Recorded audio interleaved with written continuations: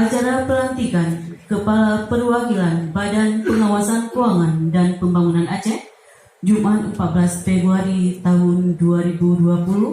Bahwa sumpah ini disaksikan oleh Allah Subhanahu wa Ta'ala atau menurut perintah harus saya rahasiakan.